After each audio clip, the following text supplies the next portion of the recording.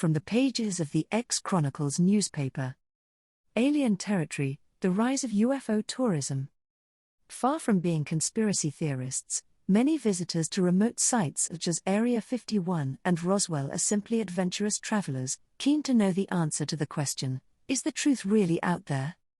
From the gate, Area 51 looks deserted. It would be so easy to simply step over the dotted line in the road here, to enter America's most mysterious military installation. But Nate, Arizona knows better. Don't even think about it, warns my previously jovial guide, brow furrowing under his neon-colored bandana. You'd be face first in the dirt with a gun to the back of your head before you knew what was happening. For alien enthusiasts, this is ground zero. The secret Air Force base in Nevada has been at the center of extraterrestrial speculation since the 1940s. Many believe UFO wreckage from the infamous Roswell incident of 1947 is hidden inside this perimeter, along with the remains of its intergalactic pilots. Others speculate that the facility is dedicated to the reverse engineering of recovered alien technology, or even time travel. Whichever way you cut it, an awful lot of people believe that if the truth is out there, it's probably in here. The Storm Area 51 Facebook joke, which went viral earlier this summer, with 2 million people signing up for the mass invasion of the facility in order to see them aliens, put this highly classified military base firmly back in the public eye. But another trend has been growing out here too, that of UFO tourism. Nate's own tour, which also takes in the nearby extraterrestrial highway and the tiny town of Rachel, a hub of purported paranormal activity, recently became one of Airbnb's experiences, and bookings are landing faster than the Martian invasion force in H.G. Wells' classic sci-fi novel The War of the Worlds. People get very excited about coming out to Area 51, but once we arrive at the gates, they realize how serious the whole thing is, says Nate as we march along the perimeter, looking for a better vantage point. The US government didn't even officially admit this place existed until 2013, after all. There are motion sensors and cameras everywhere, and they follow your every move. Don't be under any illusion, there are multiple guards watching us right now. Those guards are what ufologists call camo guys, the real-life equivalent of the men in black from the Hollywood film. I've heard these defenders of the Earth drive unmarked white SUVs, sitting sphinx-like behind mirrored sunglasses as they trail visitors from a discreet distance. Sure enough, as we approach another gate, Nate spots a white SUV parked on a bluff, which flashes its headlights as we approach. The camo guys are just letting us know they're there, says Nate. Don't worry, as long as we don't enter the base proper, we'll be absolutely fine. Under these watchful eyes, we continue our exploration, Nate pointing out satellite towers, barracks and even a bizarre mirrored pyramid visible within the perimeter. As we pass, mounted cameras grind and were in our direction and the inscrutable SUV maintains its vigilant watch. Shadows slowly lengthening, we finally retreat to Rachel, a dusty, one-horse town, a bumpy, 8-mile drive from Area 51.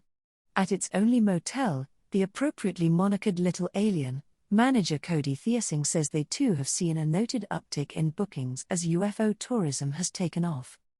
There's definitely been an increase in business out here in the last couple of years, we're seeing a lot more tours like yours coming through, says Cody, as I sip one of the Little Alien's signature spiced abduction cocktails next to a sign that reads Earthlings Welcome. We're still getting the die-hard UFO fans, of course, but the majority of new guests are normal people like you or me, who've seen Area 51 mentioned on the news or in a movie and are curious to check it out for themselves.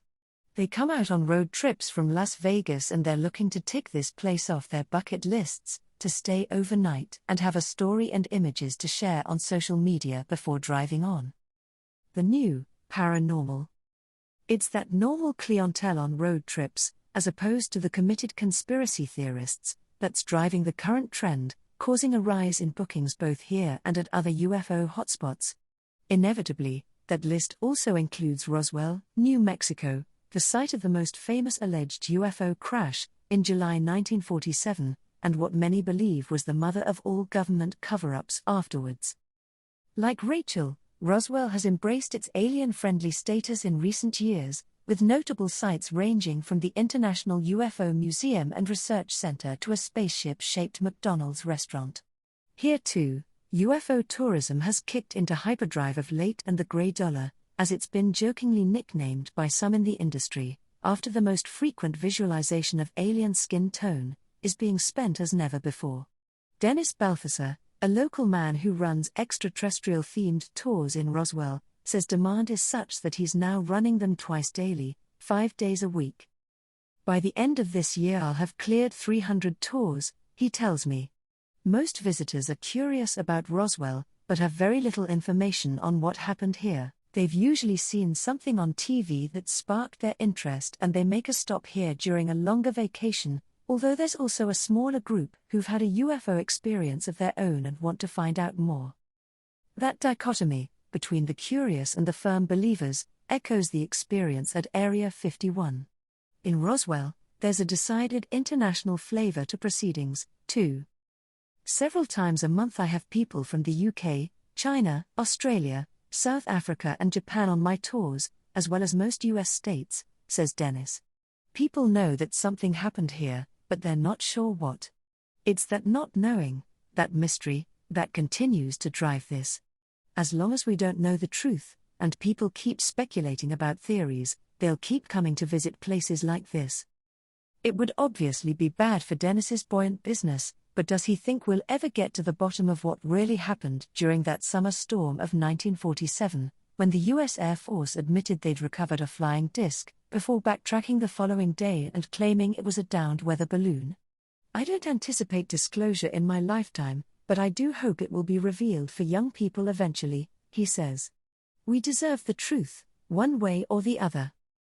That quest for answers remains firmly focused on US territory, where, according to the Washington state-based National UFO Reporting Center, there were 3,381 sightings in 2018, more than 3 times the annual average since records began. Either more aliens are showing up, or more humans are wanting to believe, and acting on that belief. As well as the big two, Roswell and Area 51, other UFO hotspots in the US include Kecksburg, Pennsylvania, where a car-sized, acorn-shaped metal object covered in hieroglyphics reportedly fell to Earth in a fiery blaze in 1965, and Sedona, Arizona, which claims some of the most frequent alien sightings in the world, everything from colorful balls of light to flying saucers. Groups of tourists equipped with night vision goggles, binoculars and telescopes gather here every evening to hunt for UFOs. Extraterrestrial income.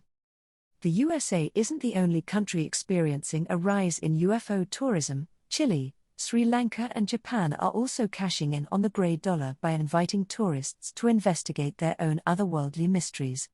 In 2008, Chile opened a UFO trail, centered on the northern town of San Clemente, an ET hub that's generated hundreds of sightings. The signposted, 19-mile path runs through the Andes above the town, linking the sites of the area's most famous close encounters. Arguably the best way to experience it is with one of the local horse-riding operators, which carry telescopes in their saddlebags and teach you about the stars while discussing the earthbound craft that supposedly came from them. These extraterrestrial sightseeing expeditions typically end with an intergalactic debate over pisco sours around a campfire. Among the talking points, El Enladrillado will invariably loom large. This amphitheater-like arrangement of perfectly cut volcanic stone blocks was supposedly laid by the ancients as an alien landing ground. Sri Lanka also has its eye on extraterrestrial income, with UFO tourism focusing on alien mystery tours around Anuradhapura, the capital city of the north-central province, while Japan's own UFO capital is Asuka, in Nara Prefecture.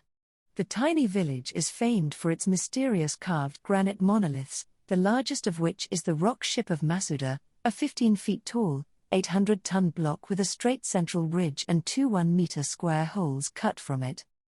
So, where does UFO tourism go next? Operators like Nate Arizona continue to see bookings flood in, a trend which shows no sign of abating. One of Nate's guests, Armando Martinez, a 51-year-old photographer from Denver who recently joined Nate's Area 51 tour, tells me he absolutely loved the experience, and the images he captured on it. The beauty of tours like this is that the places you visit are so exotic and extraordinary in their own way that they help build up the anticipation of possibly seeing the paranormal, says Armando. You can see that possibility right up to the security gates of Area 51, and it's very special. I think paranormal tourism is growing for one simple reason: more people are believing in it, he adds.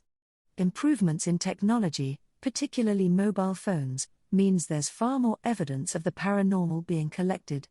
There's so much documentation out there now that you have to really step back and re-evaluate things, and tours like this are great for that kind of perspective. Airbnb seems to agree. According to its head of adventures, Caroline Boone, the company has been delighted with demand for Nate's paranormal tour of the U.S. Southwest. Nate's paranormal tour offers travelers an out-of-this-world immersion in a far-off location and access to a community they might not otherwise encounter, she says. Back in the heart of that far-off community, namely the bar at the Little Alien, Nate is feeling equally positive. His goal, he says, is to unite Roswell, Sedona and Area 51 into a super UFO tour, spanning 3 states. And with backers like Airbnb, who's to doubt him? There's definitely something here, something big, says Nate. It sounds corny when we're talking about flying saucers, but the sky really is the limit here. For more stories from the pages of the X Chronicles newspaper, visit www.xchronicles.net.